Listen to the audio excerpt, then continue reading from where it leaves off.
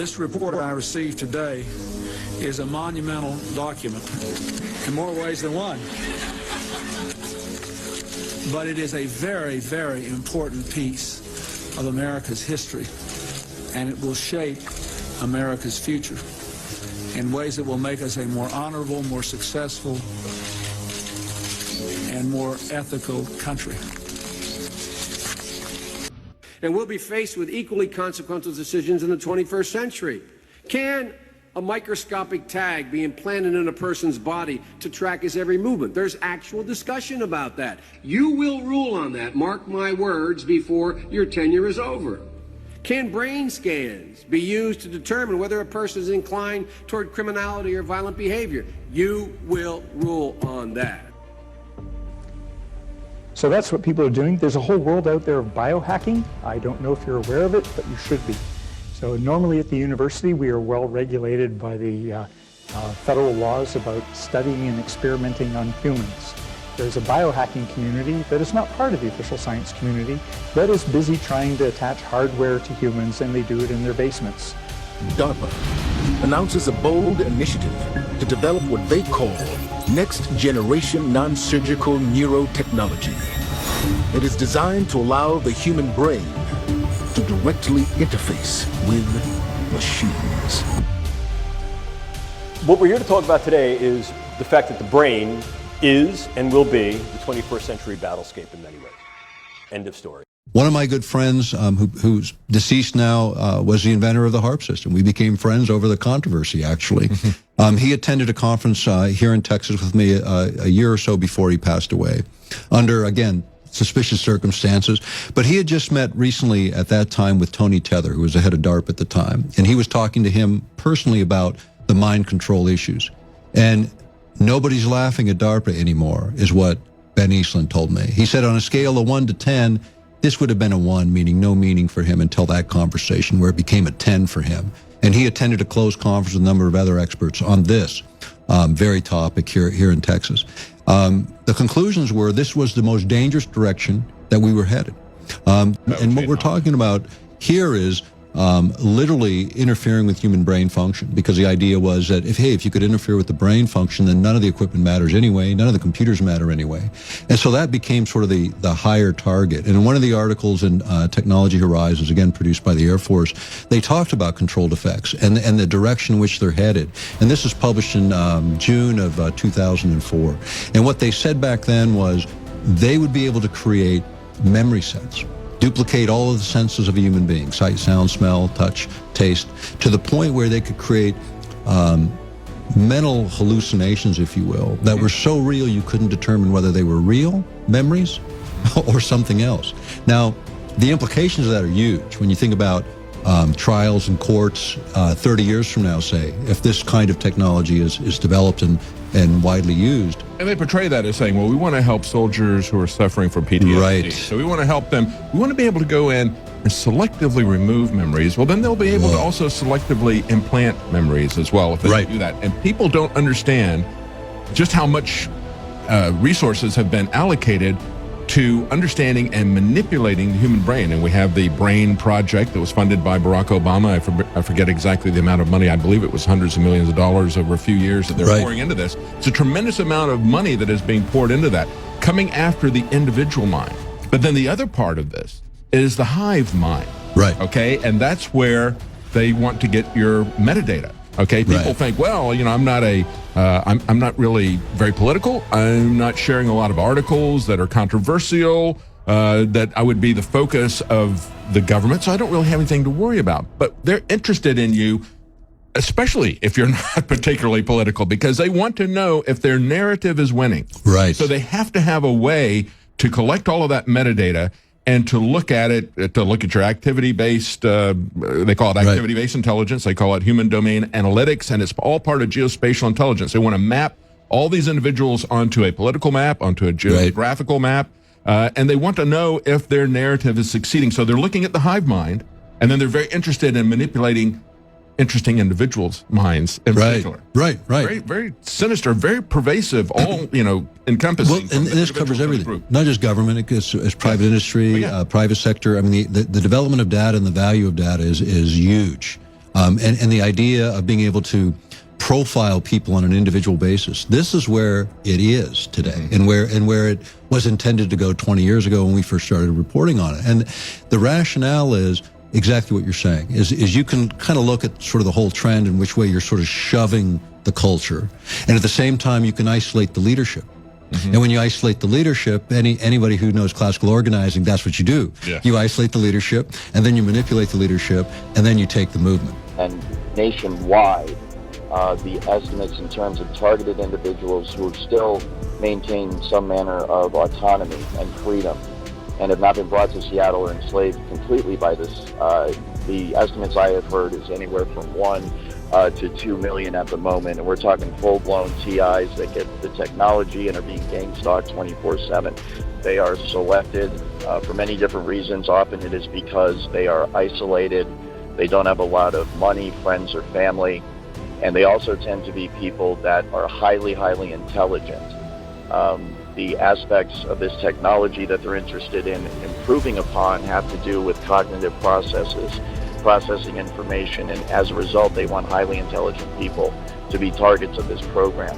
They also tend to target people who are into what I would call alternative research, commonly called maybe conspiracy theories, people that disagree with the government, people that are into researching things like 9/11.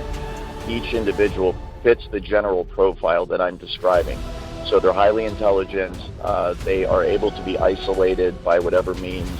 They normally have some sort of what I would describe as a free mind. They're people that aren't, part of the crowd, so to speak, in the way that they think. They're outsiders. They're what the government would call dissidents or revolutionaries, or people that may be a problem. Some TIs have said that this kind of profile that all TIs fits is empowered individuals, and I would definitely agree with that. But I cannot speak to how they actually identify an individual person. I think the general profile that I'm describing that fits the targets of this program is something that is generated high up within the program. We're talking at the federal government level. We're talking at the highest levels of this social engineering program, where scientists from all over the country and all over the world, they're looking at someone's genetics, they're looking at someone's cognitive abilities, they're looking at someone's genes, they're looking at someone's DNA, they're looking at people's social situation, they're looking at people's career. I've been very surprised that so many PhDs are actually targets of this program, and they're usually PhDs that have gone against the grain in terms of what academia normally teaches, usually within the fields of science and technology. And the reason for this is because people running the program want to cover up certain technologies and certain aspects of science that can lead through to tremendous breakthroughs.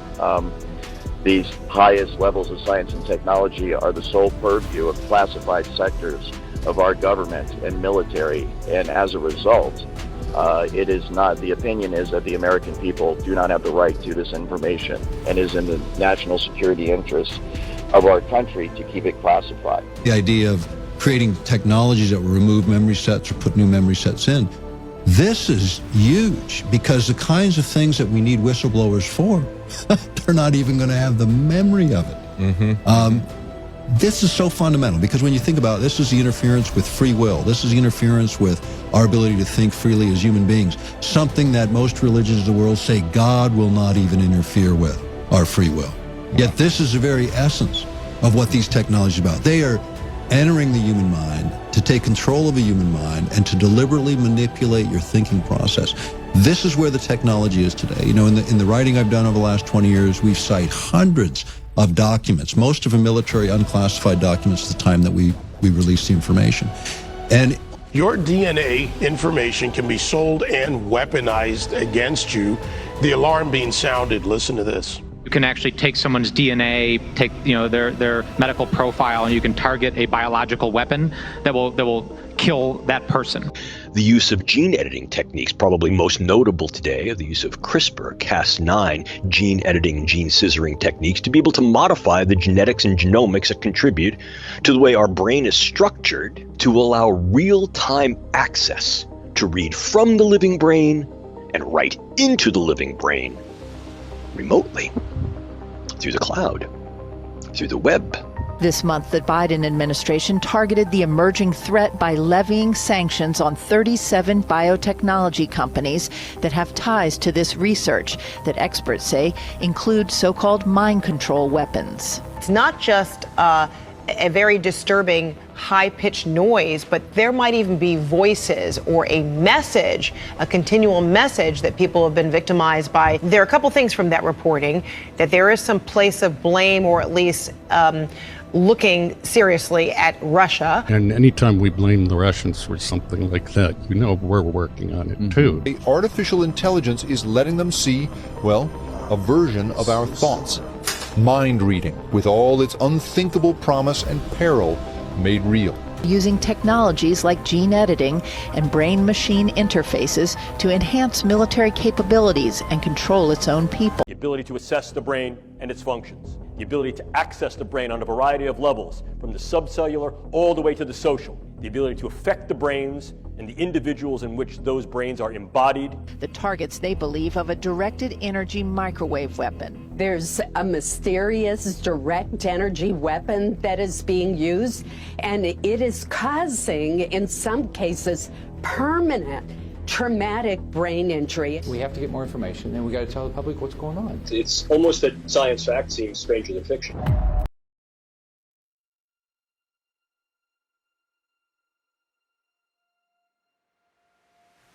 Whatever's causing American diplomats to lose their hearing, have migraines, suffer from nausea, and lose their memory, it's very unlikely that a foreign power is behind it.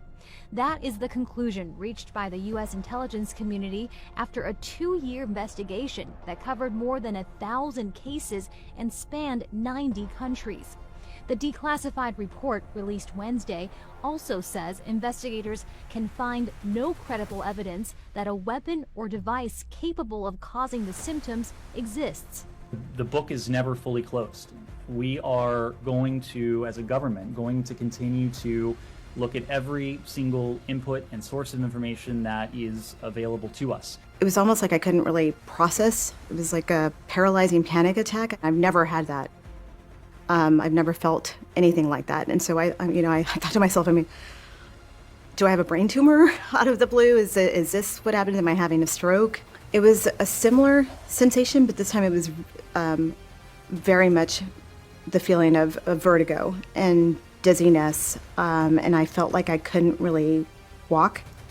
There was it was like I had a depth perception issue where I couldn't figure out where the ground was. And I would start walking and I felt like I was just gonna fall right into the ground.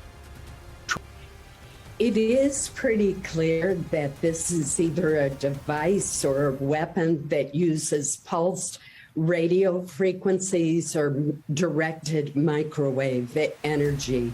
And it is very real, but I felt that the CIA was not giving these victims the attention and help that they deserve.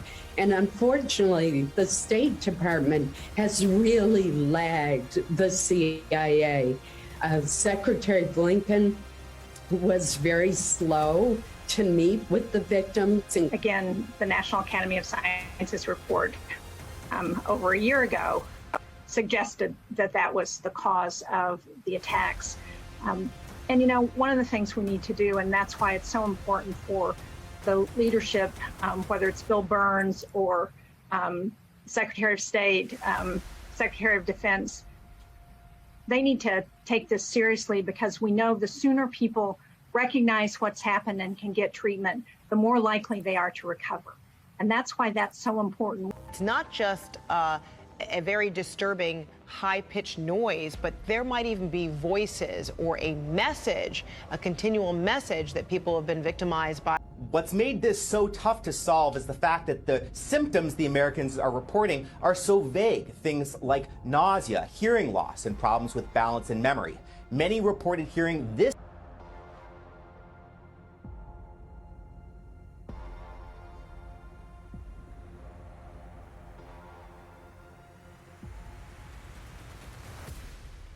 And a report last year by the National Academies of Science found the brain injuries were most likely caused by pulsed microwave energy, which former CIA Director Leon Panetta says is a serious threat. That kind of technology is very real, and it can threaten people, not by bullets, simply by using the capabilities to send a wave into to nuke you. And again, it's not just at these events. They're targeting people in their homes. They're targeting people while they sleep. This is happening worldwide. It's automated. You log into Facebook, you post something they don't like, they send an update to your phone.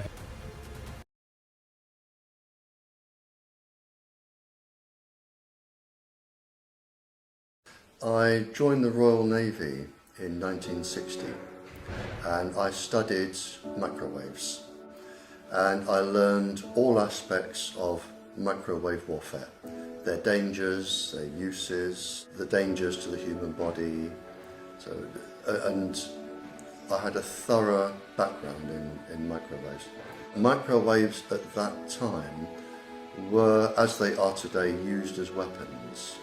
It is a perfect weapon because you can't feel it. And for a government, if you can microwave people you don't like, you can give them cancer or brain damage, and you've effectively put them out of action, and you can't be prosecuted for it because they don't know you're doing it. You talk about microwaves used as weapons. Is it the same microwaves that are used in modern communications technologies? Exactly the same. Nothing has changed. The only thing that has changed is the color of the box that they come out of. So if you look into the science about this, what kind of symptoms could wireless technologies cause? You will feel very tired, you will feel lethargic, you will feel depressed, which is usually the first symptom. You won't want to get up in the morning, you won't want to be happy. You will have more colds, more coughs, longer colds, longer coughs, because your immune system cannot cope. That is followed usually by some form of neurological damage. You will feel suicidal. Suicide is a very common side effect. You will feel life isn't worth living, and then that has a knock-on effect in the rest of the body.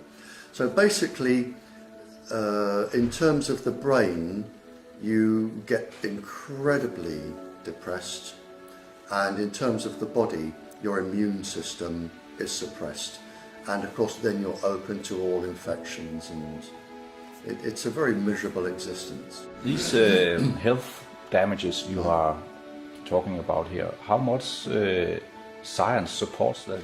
Oh, there are. When I went to Canada, I had documentation of 2,500 military papers. And these are military papers done by the country's best scientists in the best highly paid laboratories, highly equipped laboratories. And I had 2,500 of them. Many, many years of study. And they all say this, that they can affect the eyes, the heart, the brain, and they can induce cancer. And when I got to Canada, the professor at Trent University, she had another, and she showed them to me, another 6,000 documents that I didn't have. So there are at least 8,500 military documents with this. We also have now the peer-reviewed epidemiological studies, 14 of them to my knowledge, that all show low-level radiation causes cancer and neurological diseases illnesses. It all lines up. Everything lines up. You connect the dots. You see the NASA war document. Not only does it talk about the effects of frequencies and how it will be used, they acknowledge that it will interfere with our performance, that it will cause seizures. They acknowledge this in this document. It is no longer a debate. This is the absolute goal. It's incarceration, it is enslavement, and it is depopulation, and it is massive mind control. The frequencies have multiple purposes. This is happening worldwide. It's automated. You log into Facebook, you post something they don't like, they send an update to your phone to nuke you. And again, it's not just at these events. They're targeting people in their homes, they're targeting people while they sleep.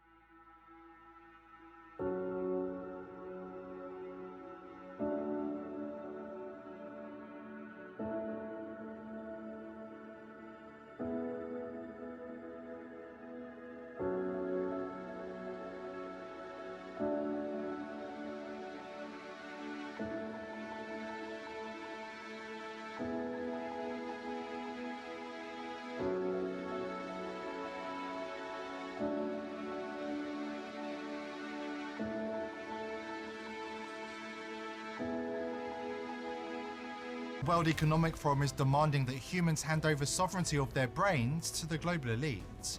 According to the WEF, brainwaves are nothing more than data, and we should be happy to allow AI to intrude into our brains for our own good. Now they're trying to convince us that handing over sovereignty of our own brains is a way to improve the state of the world. Only time will tell if this disturbing initiative is accepted by people around the world. But one thing is for sure. We are not going to go down without a fight. This power-hungry cabal of billionaires and politicians has long plotted to enslave the masses, and now they're making their move. If we don't comply with their demands, the WEF warns, we will face certain doom.